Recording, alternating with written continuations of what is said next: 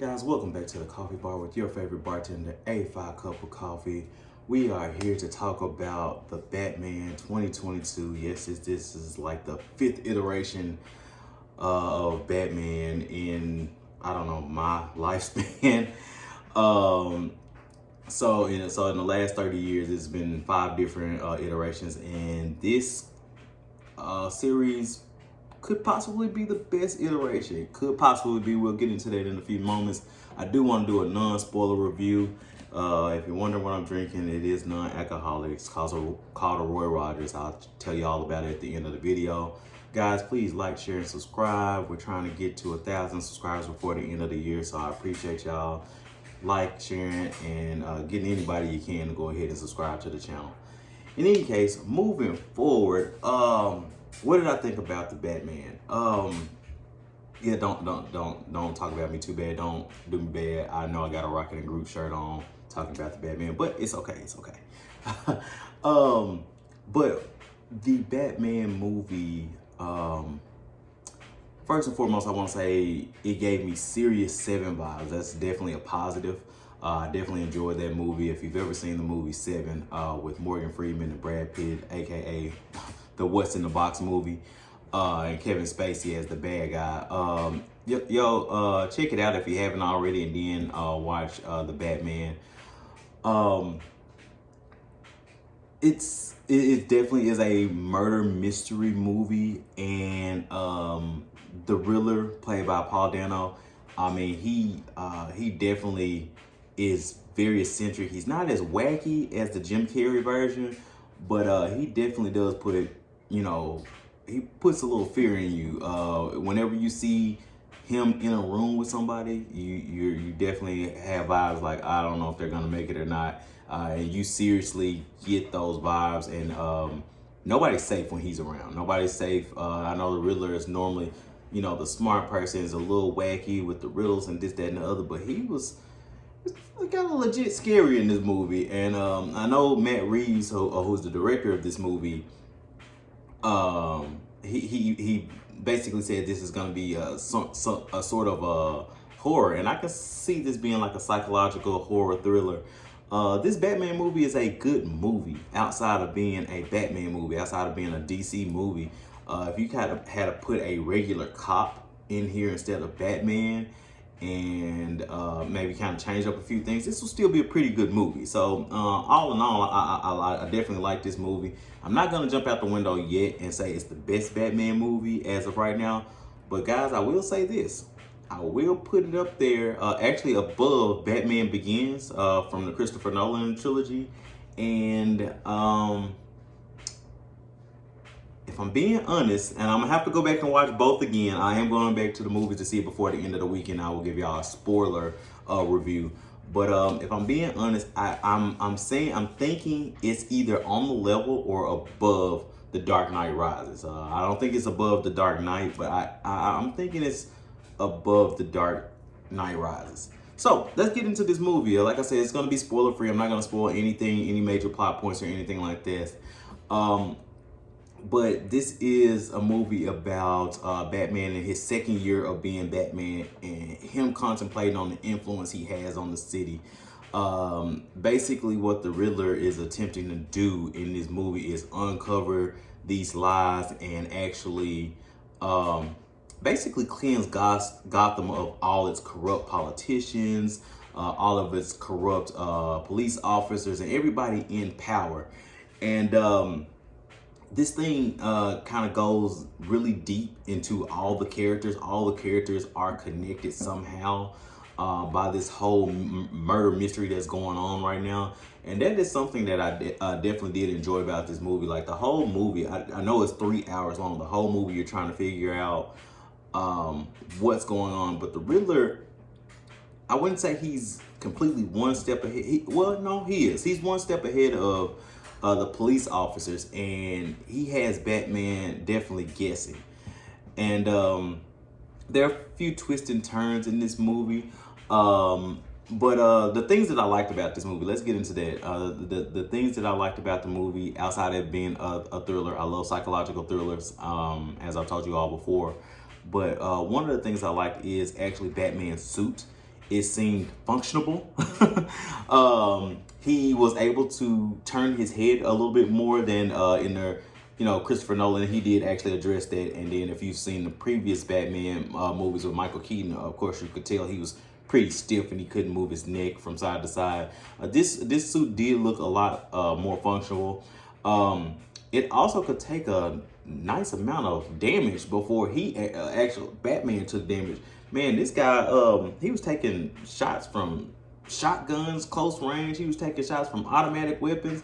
And don't get me wrong, it did show the real deal of what would happen, but I kind of want to know what type of body armor he had on, because he was definitely taking a lot of damage and, kind of getting up. And this movie, also one thing, other thing I did like, getting off of there real quick, I know I'm jumping around, but took a very realistic approach, similar to the Christopher Nolan movies. It took a very realistic approach as far as the suits, as far as him taking battle damage. The Batmobile is another thing that I didn't think I was gonna like at first, but I definitely liked when they first premiered the Batmobile in the movie. How they had it rev up and all of that. I enjoyed it. It's basically a super souped up muscle car, something you would see maybe on Fast and the Furious. So maybe we'll see Dom tell Batman, it's all about family, and they'll do a crossover. But in any case, definitely enjoyed the Batmobile. The Batman overall, Robert Pattinson was Bruce Wayne a little bit of this movie, and it was about Bruce Wayne, and it was about Batman and that duality, as most Batman movies kind of are. But this movie, I liked it because unlike the Christopher Nolan movies, which are known for their villains, with the exception of Batman Begins, this movie was all about Batman and getting to know Batman, because I would say 70 to 75% of the movie, Robert Pattinson's in the Batsuit. And I can't say I disliked that. I absolutely loved it. It did show some of his tech. If you've seen the preview, you saw, the actual contact, which actually allows him to do the detective work. If you've ever played any of the Arkham series movies, games on PlayStation, you would know, about the detective vision and stuff like that. And these contacts also allowed him to record and rewind stuff. So like if he looked at something too long, or you thought he was kind of staring, he was basically recording. And that was pretty cool. I kind of like that aspect of it, where he could kind of go back and kind of review what he had seen and kind of solve these, kind of helped him solve these riddles. One more thing about the Batman before I move on to some other characters here. I kind of liked his fighting style. It was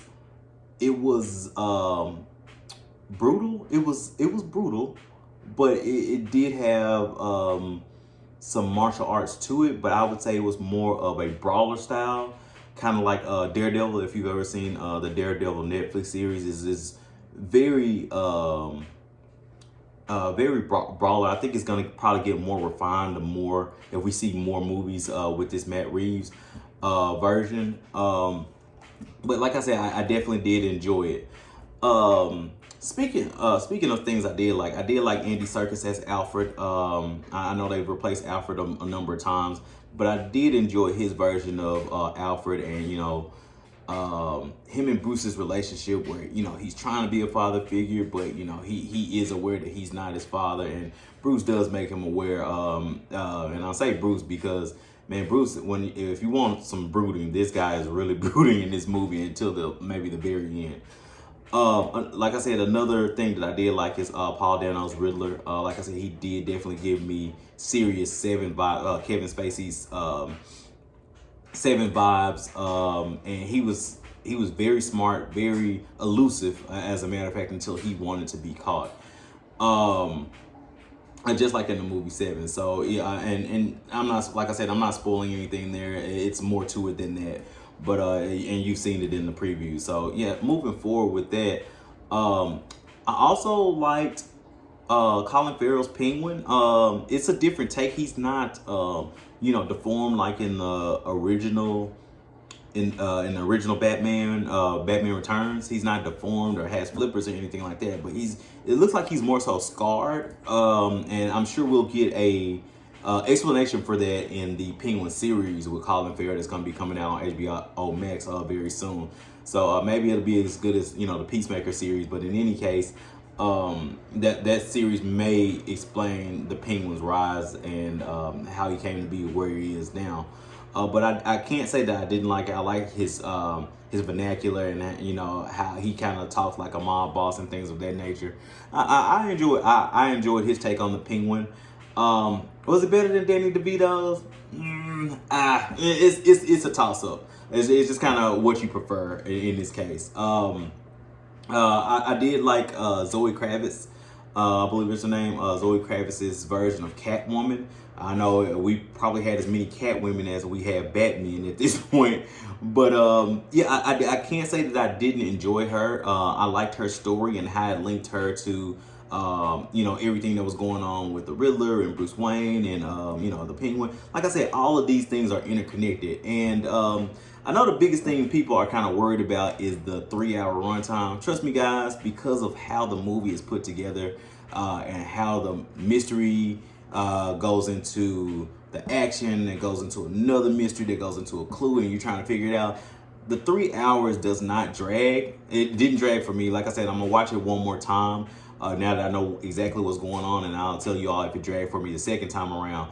But I will say it did keep me up, and mind you, I really didn't get any sleep, so and I went to the movie, 3-hour movie, and was able to stay awake, and it kept my attention the whole time. So much like Infinity War, if you've seen that, Endgame or anything like that, that's also 3 hours, it definitely kept my attention. Actually, more so than Endgame. It kept my attention a little bit more than Endgame, if I'm being honest. Not saying it's a better movie, but it did keep my attention a little bit better because of the things I liked about it.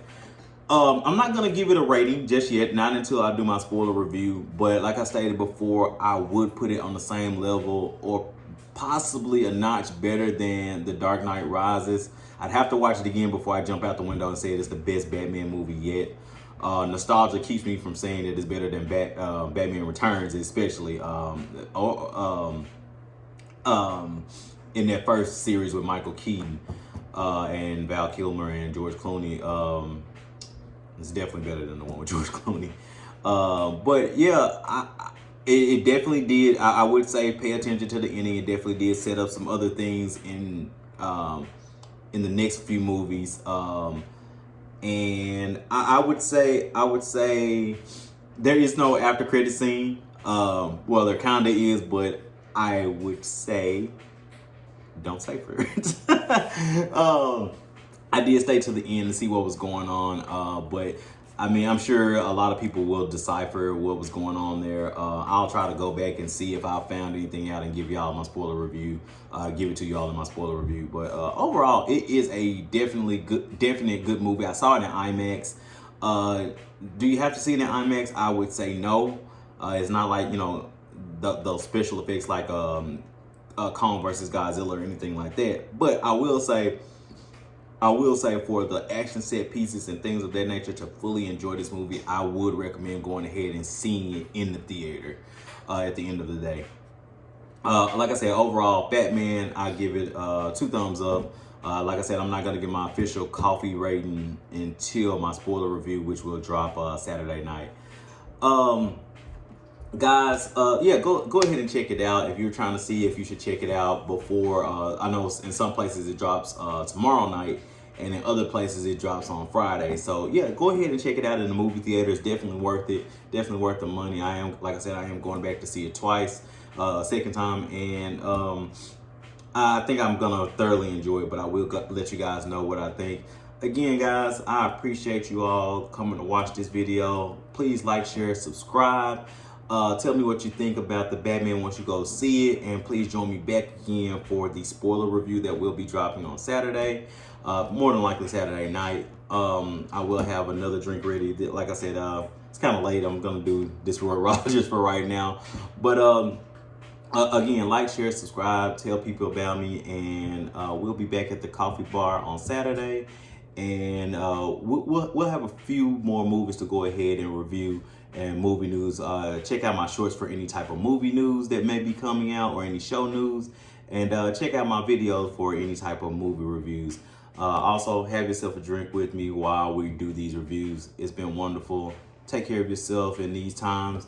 And also, remember, whatever you believe you can do, you can do. And if you believe you can't, guess what? You're also right about that.